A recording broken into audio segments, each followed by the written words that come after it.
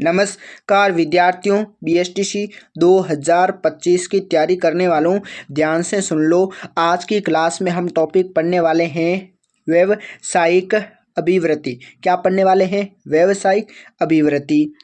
अभी हम शिक्षण अभिरुचि पढ़ रहे हैं। मैंने आपको पहले भी बहुत सारे टॉपिक करा दिए हैं और मैं सभी टॉपिक करा दूंगा आपके एग्जाम से पहले। बस आप ये बनाए रखें। आप बार बार कमेंट में पूछते हो कि आगे क्लास लो, आगे क्लास लो।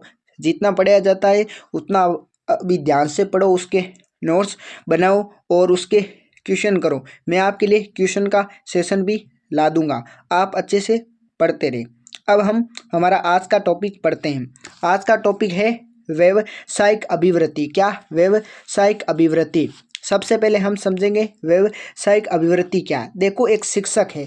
क्या है? शिक्षक है। शिक्षक का क्या है? शिक्षक का कार्य क्या है? पढ़ाना, यानी क्या कराना? शिक्षण कराना। क्या कराना? शिक्षण कराना। तो शिक्षक का जो व्यवसाय है वो शिक्षण है, और जो अभिवृत्ति है वो मैंने आपको पहली क्लास में ही बताया था कि अभिवृत्ति का मतलब होता है किसी व्यक्ति, वस्तु या क्रिया के प्रति जो हमारी विचारधारा होती है, जो सोच होती है, वही अभिवृत्ति है।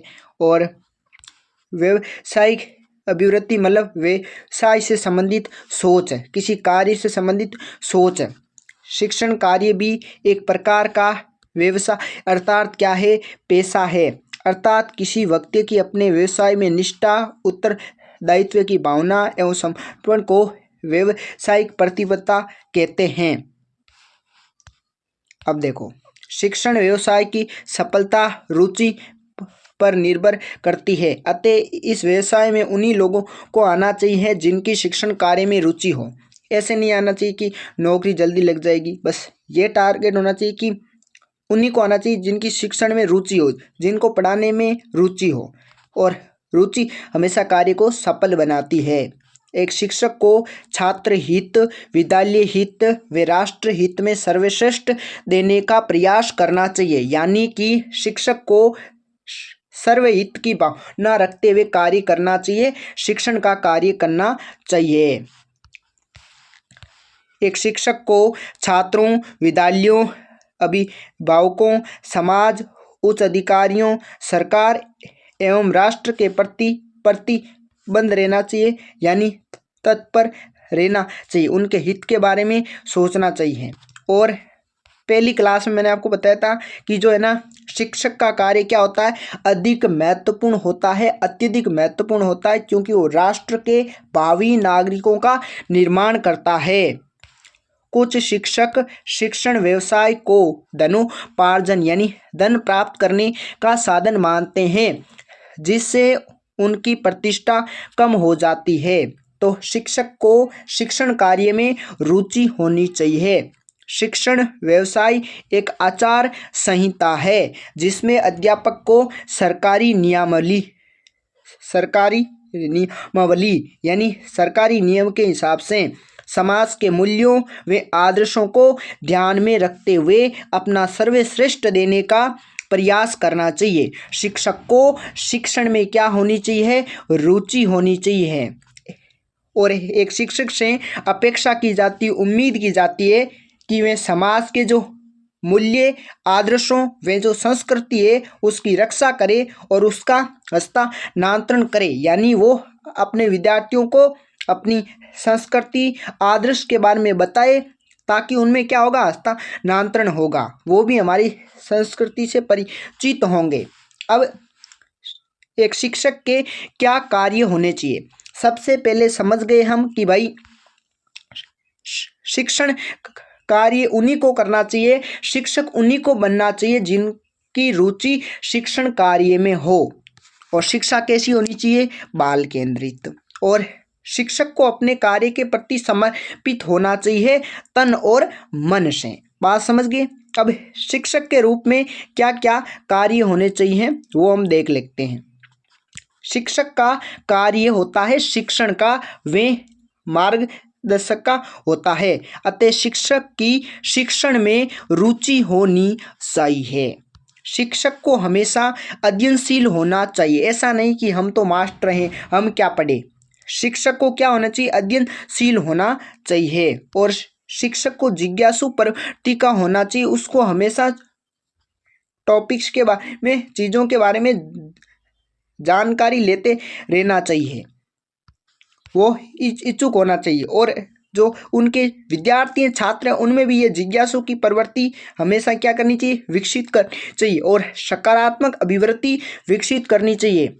शिक्षक का आकांक्षा स्तर उच्च होना चाहिए। आकांक्षा मतलब जो बच्चों से आकांक्षा की जाती है कि ये बच्चे कर लेंगे, कोई कार्य उसको अच्छे अंक प्राप्त कर लेंगे, कोई कार्य वो कर लेंगे, आकांक्षा स्तर उच्च होना चाहिए। शिक्षक मानसिक रूप से परिपक्व होना चाहिए।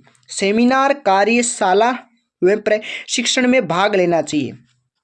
अब क्या भाई, ये प्रशिक्षण क्या होता है? जो आप अभी एग्जाम दे रहे हो BSTC या मैं अभी कह दूं DLED, वो क्या है, प्रशिक्षण कार्यक्रम है। BSTC, DLED और ये जो आपके BEd है ना, ये सब है प्रशिक्षण कार्यक्रम।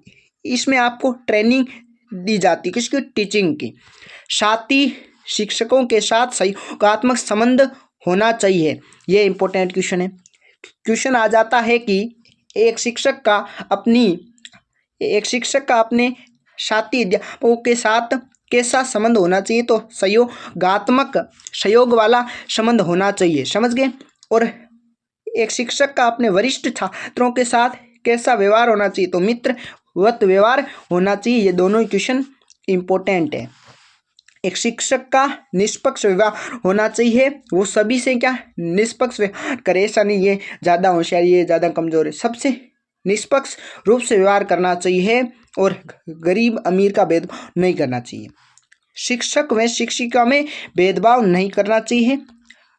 अच्छा संप्रेषण व वाक्य कुशलता वाला होना चाहिए, उसमें शिक्षण की कुशलता होनी चाहिए और संप्रेषण यानी जो वो अपने विचार प्रकट कर रहा है, वो विचार प्रकट करने की जो तकनीक है ना, उसके पास अच्छी होनी चाहिए, वो अपने शब्दों को स्पष्ट रूप से व्यक्त कर पाए, जैसे मैं आपके साथ में अभी कर रहा हूँ, वो ये अच्छा संप्रेषण है। और शिक्षक की कुशलता होनी चाहिए, शिक्षण कुशलता होनी चाहिए और अपने विषय का तो ज्ञान होना ही चाहिए।